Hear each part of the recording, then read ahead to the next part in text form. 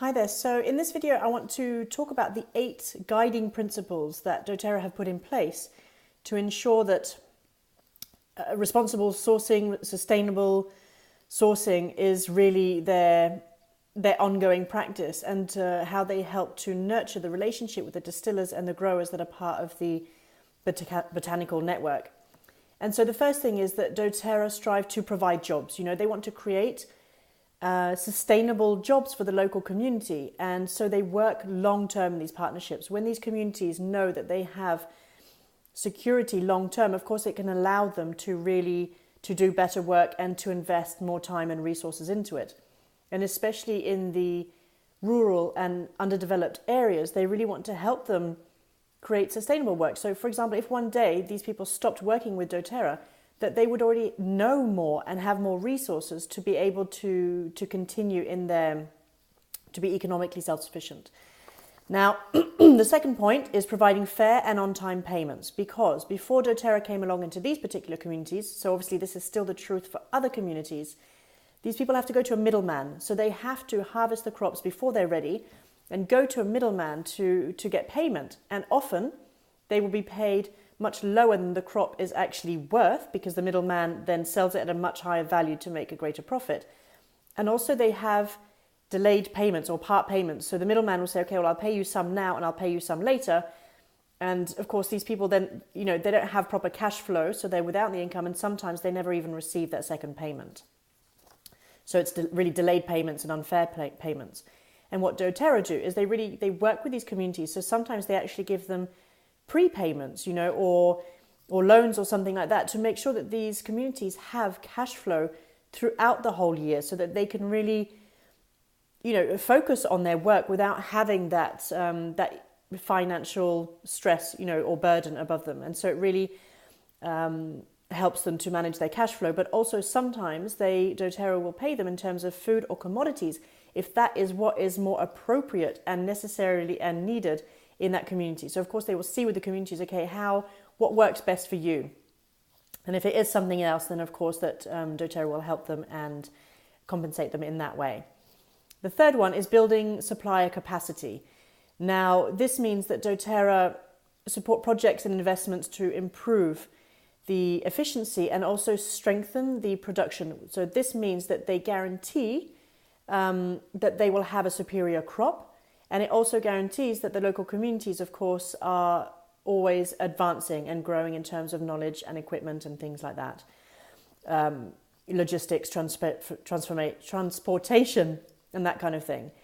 And so really this helps them as well to maintain good partnerships with these local communities, as well as helping them to build a better business. These people are more satisfied and they have a great relationship with the person who is buying these things off them, so doTERRA, which means that it's much more of a satisfying, fulfilling relationship for them too. And the fourth one is sustaining long-term partnerships. So really, as I mentioned before, doTERRA helped to establish long-term contracts so that these people can they have security of income and financial security. The next one is ensuring fair labour conditions. So, the essential oil world, just like every other business, there are a lot of malpractices that go on, and the workers can be mistreated, they are underpaid, the working conditions are not normally acceptable conditions and things like that. And so really doTERRA, when they work with their communities, they are establishing a new norm. They're really raising all of these standards.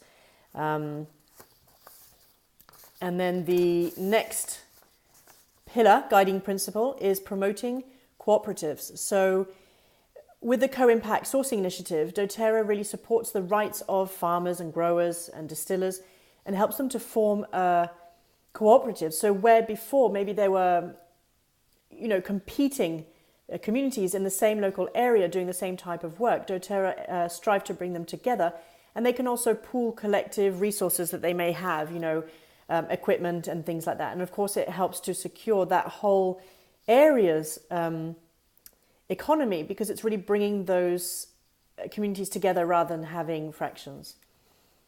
The next one is ensuring environmental stewardship, so responsible sourcing, so that it's not a threat to the environment. So doTERRA really promotes the the use of renewable energy sources, and also to minimize the impact of waste in the local areas, and encourages farmers as well to use sustainable practices. So, for example, in Nepal, where wintergreen is wild sourced, they will always plant 10% of it back in. White fir, which was one of the oils we used to have, has now been replaced by Siberian fir because that one is proved to be more sustainable. So doTERRA are not just looking at, okay, what can we get now, but they're looking at all of these long-term resources and educating the local farmers and distillers as well that they work with so that they understand these practices and, of course, can use their land in a much better way and, again, yield a better crop for more of a long-term economic security. And then the last one is facilitating community development. So the livelihood and quality of life of the surrounding community is very important to doTERRA. It's not just, okay, we go in, we get our oils, the materials for our oils, and then we get out again. They want to help these communities to grow.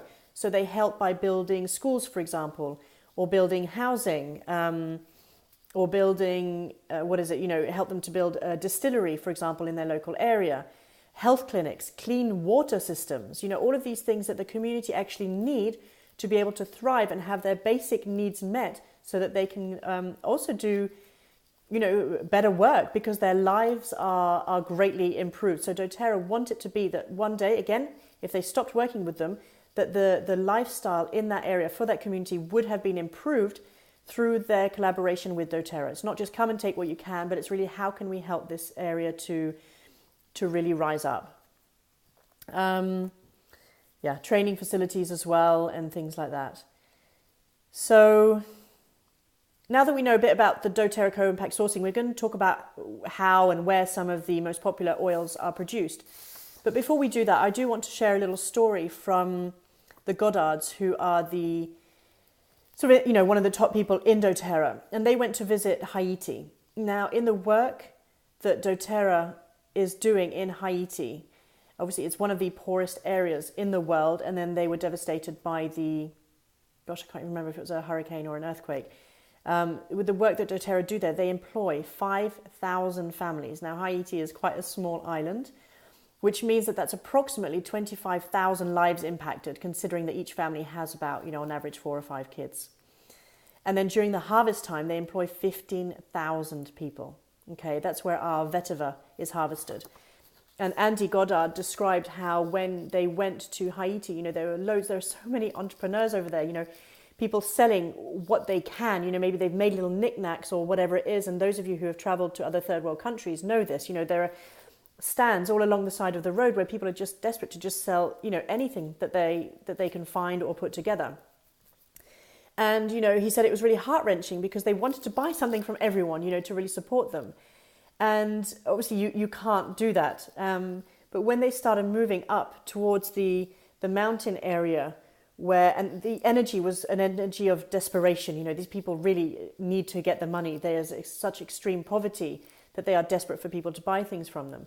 And then when they moved up into the mountain area where the vetiver is, harvested and grown and all of that, where those communities, they said there was such a change in the atmosphere, in the energy that was there. The people were joyful, they were relaxed, they seemed fulfilled, they were energetic, they were excited about their work. They had good work that they were doing that they were really into.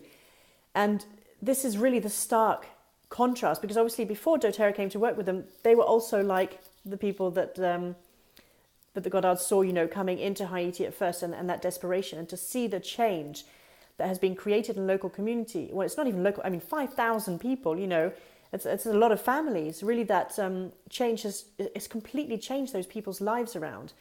And of course, when he described it, it was extremely touching. And he had a lot of emotion in it, which I'm not really conveying here, but really to think about the change that doTERRA are making in these local communities is something that is just, I absolutely love. I can't get enough of hearing about these stories. I have been brought up in third world countries, so it is something that I can well imagine, and that makes me very happy to hear that this company that we partner with is doing this out in the world. And so now onward to find out about some of these precious oils.